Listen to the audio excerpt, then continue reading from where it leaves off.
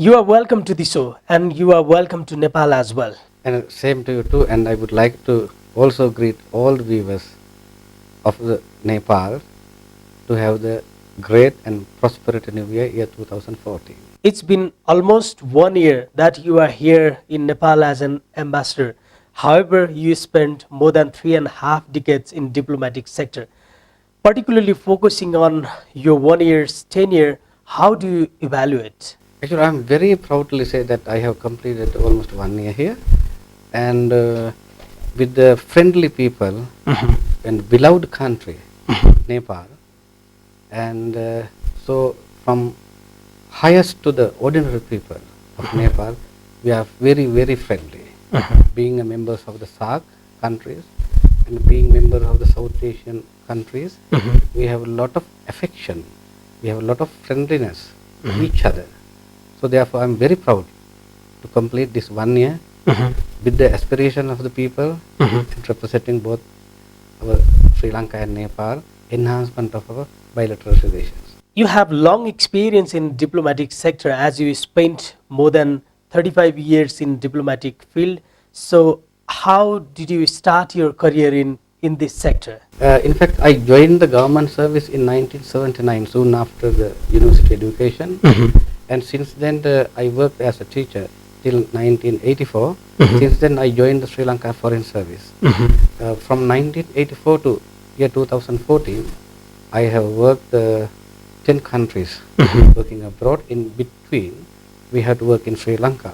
And starting my career from Germany, 1986, then Pakistan, Malaysia, Lebanon for a short period. Then of course I visited to USA, Canada, and after that returned to Sri Lanka. Then also I was ambassador to Philippines, and ambassador to Israel, now ambassador to Nepal. This is your 10th. Yeah, this is my 10th country working abroad. In between we have worked in Sri Lanka. Okay. And at that time of course I attended a number of international conferences and chairing of international group of organization based in Malaysia. Then of course I was also the chairman of Colombo Plan Staff College for Technician Education. The office based in Manila for 1 year period while I was in Manila, and I am very happy to serve my beloved country Nepal. You just mentioned that you are a teacher before to start your career in diplomatic sector. This is common trend here in Nepal as well. We have thousands of teachers who are imparting quality education here in Nepal, and ultimately they are leaving their profession for other career. So this has been similar to you. Why did you leave your teaching profession in fact? The reason of course always we have the aspiration and objectives to get higher education than the future prospects. So I spent with over 1,000 students over London O-level, A-level, and Sri Lanka various examination for 5 years for the teachers, for the students, and thereafter of course I wanted to get the higher education and join in the Sri Lanka Foreign Service, which I decided is a great opportunity to enhance our links between our two countries, links between our regional as well as the global. So I decided and joined the Foreign Service accordingly. Excellency, this has been common trend to the Nepalese youths as well, because they have lots of dilemma where to go, which subject they have to choose, and what will be suitable career for them. I think, relating your experience, you can suggest to them, how they can find or how they can choose right career. First of all, the students, the youth of course should identify their future prospects. What are their talents? Because if they have their talents on various aspects now, like technical education and some media specialized, so they would like to go to that particular area. And if we insist them to study the doctors or engineers, which they don't like, so it's a disaster. Therefore, we have to give the priority to the youths to fulfill their obligation according to their wish and according to their talents. Especially when they study advanced level and the university, they know that they are right direction. Of course, that education will give the way, give the path to identify the which sector then of course accordingly he should go there. And if they get the correct direction, identification, they will go to the upper level. And in that case, the youth should identify their talents according to their ability. Then of course somebody should guide, you have to do this, you have to do this, and you should go this path, then you will get this objectives, and you will reach this objective. Accordingly, they should follow that. People have lots of options here in Nepal, and probably this is same in your country as well. You know, they can be like engineers, doctors, technicians, and they can choose any other professions. But you know, may I know, or may I request you to make my viewers clear that, you know, who can fit in diplomatic sector, or who can join in this sector? Basically, in our Sri Lankan way, of course, we have to have the university degree, and then of course the Viva, the examination conducted by And a the practical exam, yes. examination. Then of course they have the exam, interview, then they selected. Then of course after that we have to also sit for another few examinations. Now when we joining the service, we have to have the local training. We should know the Sri Lankan administrative system, and we had to go various places for the training, as well as the international training to various courses, various countries, and we followed. Then of course we have to follow the master, and of course thereafter PhD. So there is a criteria. The minimum qualification should be a degree. Then they have to have the master degree with the recognized university. In addition to that, we have to learn foreign language, because there are 6 international languages under the UN. So we have to pass one of the languages also. Okay. And we have to get through this. Then those are the obstacles.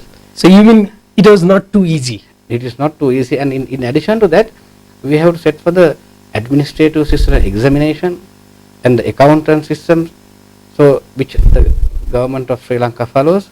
So all these things should be qualified within 3-year period during the probation period.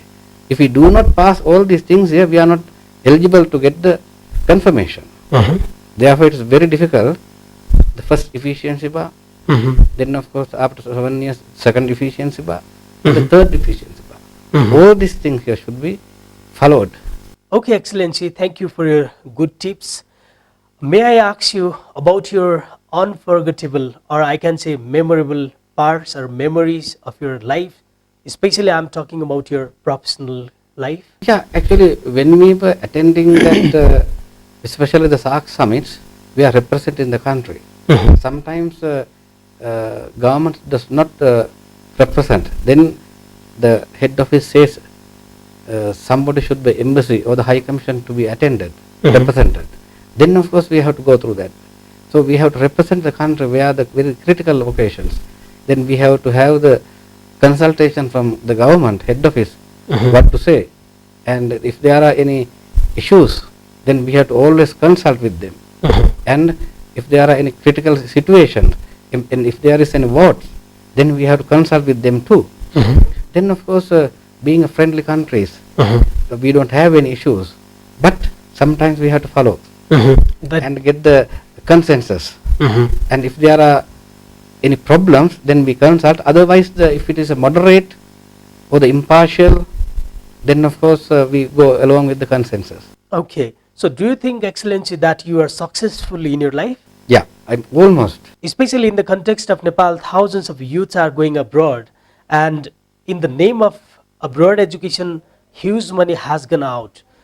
Do you have any suggestions for the development of education sector here in Nepal? Because every year we have the identified annual scholarships. In addition to that, we encourage also the self-financial basis. Okay. They can study in Sri Lanka, only their expenditure, not the school fee. No need to pay the school fee. Because that is free. That is free. Okay. And we also assist that. At the same time, some scholarships provide education, even the accommodation, their personal expenditure also, paying by the government. In addition to that, we have the private institutes, those who bear the cost. Yes. And at the same time, there are some individuals. At the moment, we have 150 students are studying in Sri Lanka. So that is a good example. So that we would like also to increase the figure in the future. We have series of discussion about quality education, and when we meet to the youths, normally they answer that they don't have quality education here in Nepal, so that they are going abroad. What is the situation of Sri Lanka in terms of providing quality education? We were also under the British rule until 1948. So we have the British administrative system and the education system. So the British education system was recognized by all over the world. Exactly. If any student get a degree from the University of Sri Lanka, it is well recognized. So therefore, throughout the world, therefore most of the students would like to visit Sri Lanka and study it. If they get the degree, it is already recognized worldwide. Therefore, there is no problem for the recognition. Getting visa to go to Sri Lanka is not a big deal, right? No, that is a matter of 5 minutes.